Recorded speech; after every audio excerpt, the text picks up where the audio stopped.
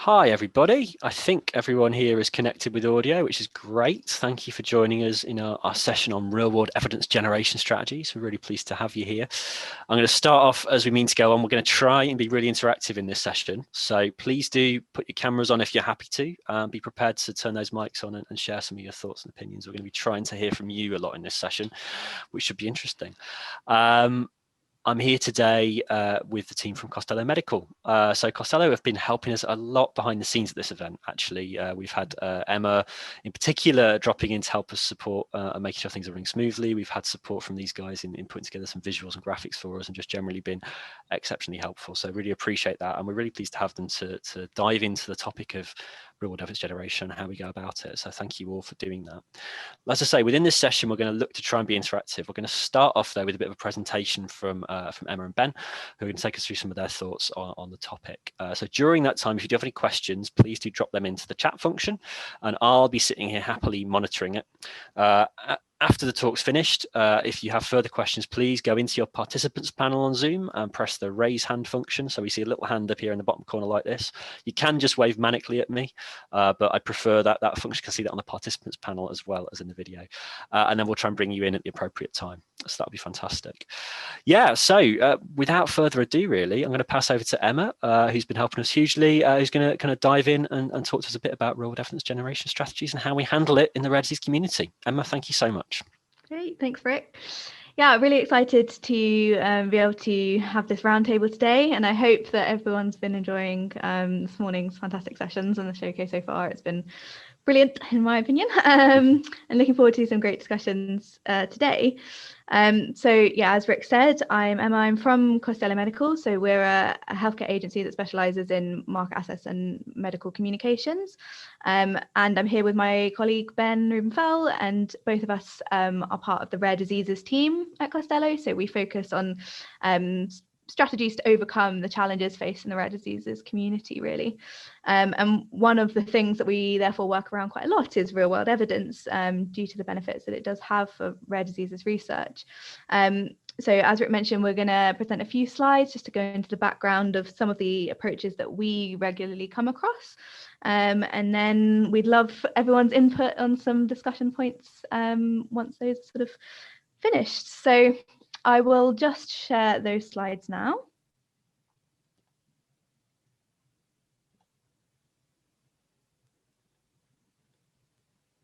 So they should hopefully be coming up. Great. So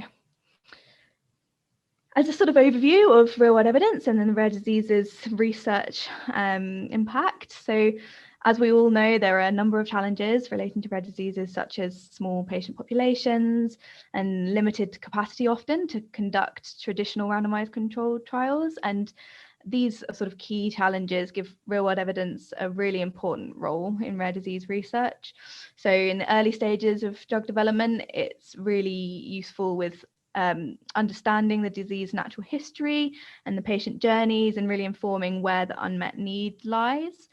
And then real world data can also support randomized controlled trials quite heavily. So for example, by providing historical controls and in some cases facilitating patient recruitment, all these sorts of things. And we've seen that regulators and payers are starting to embrace real world evidence now in their decision making. So that can be to supplement trial data and demonstrate efficacy and safety in a real world setting, which they're starting to really value. There are a large number of methods to generate real world evidence, and this by no means covers them all. And we've obviously heard about a few already today. And so this is just a selection, as I say, but it can include patient surveys, registries, chart reviews, social media, claims records, wearables, expert judgment, and early access programs, just to name a few. And we're sort of going to focus in on 3 of these in our slides now that are kind of ones that we come across quite regularly at Costello, and maybe ones that haven't been focused on or touched on so much so far today. So the first of these is surveys.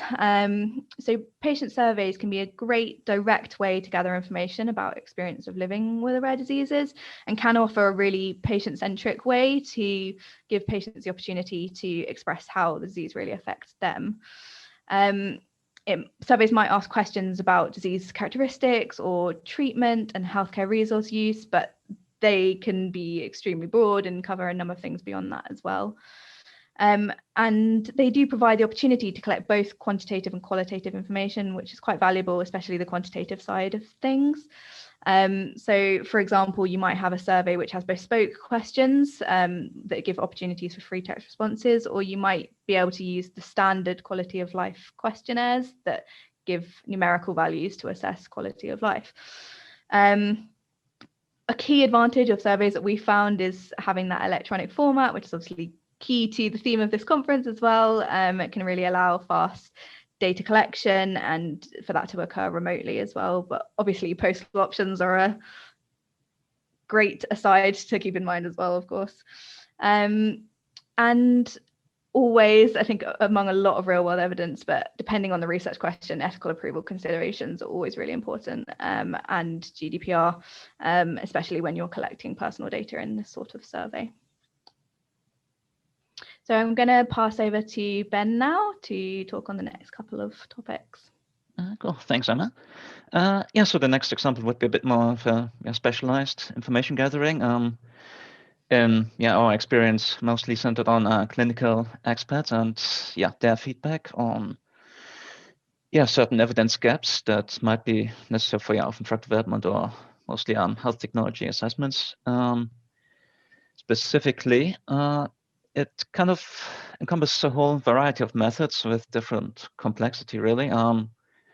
With more, I guess, smaller scale surveys being one example. Also expert interviews, advisory boards or focus groups to just get general feedback on certain topics, like diagnostic pathways or things like that. Other options would be, more defined structured approaches like classic Delphi panels or the, I guess, more recently developed shelf method or cross-classical methods.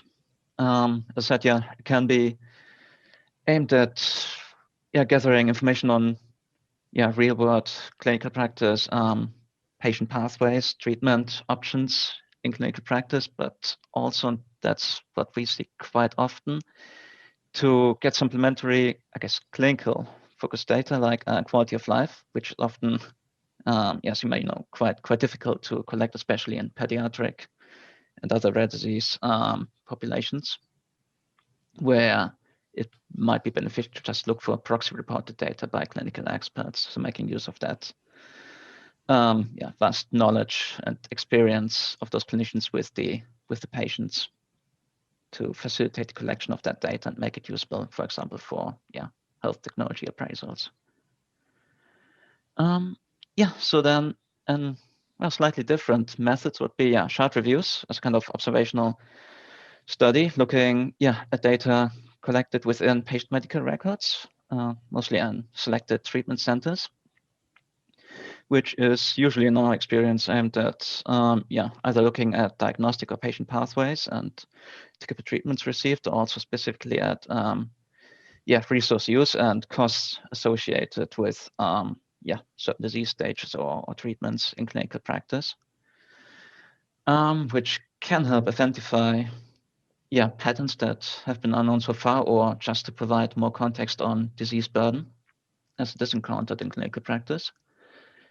As I said, it's a bit more of a complex method. It's hugely dependent on the data that is available, since it's an observational retrospective type of study, and requires close collaboration with the clinicians in different treatment centers, also with the patient groups to kind of identify those as well, to again collect all the available data that is hopefully out there.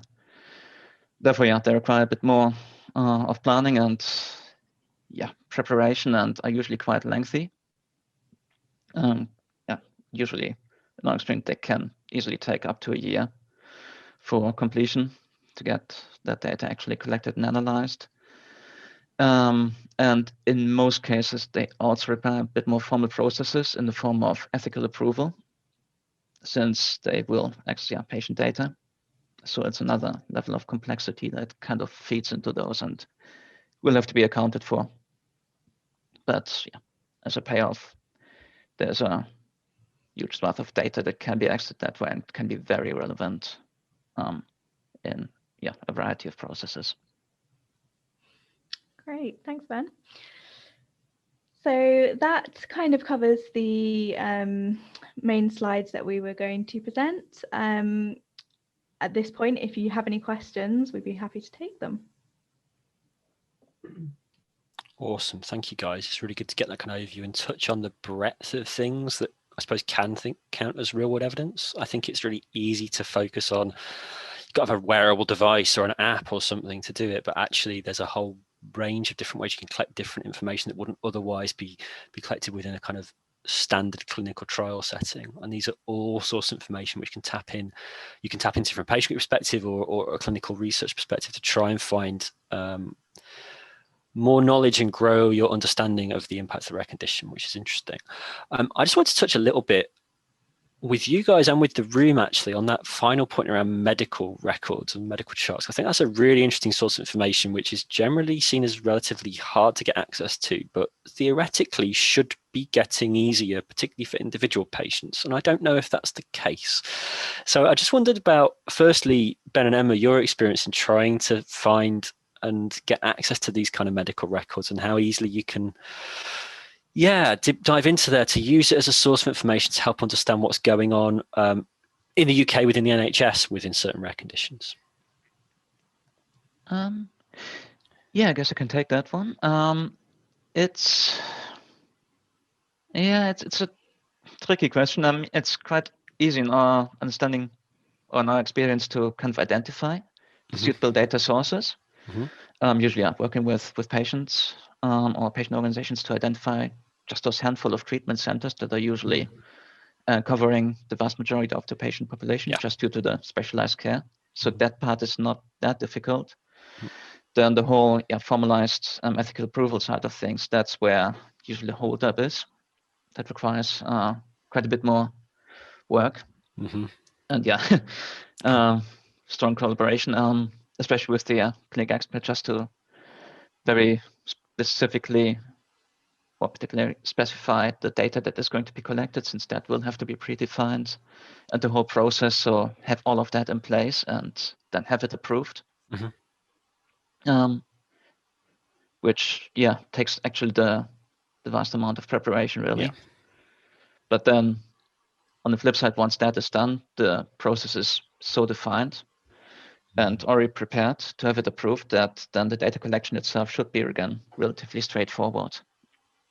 So it's usually just that part in the middle that's kind of the whole the key consuming one, right? things. Exactly. No, that's brilliant. Thanks, Ben.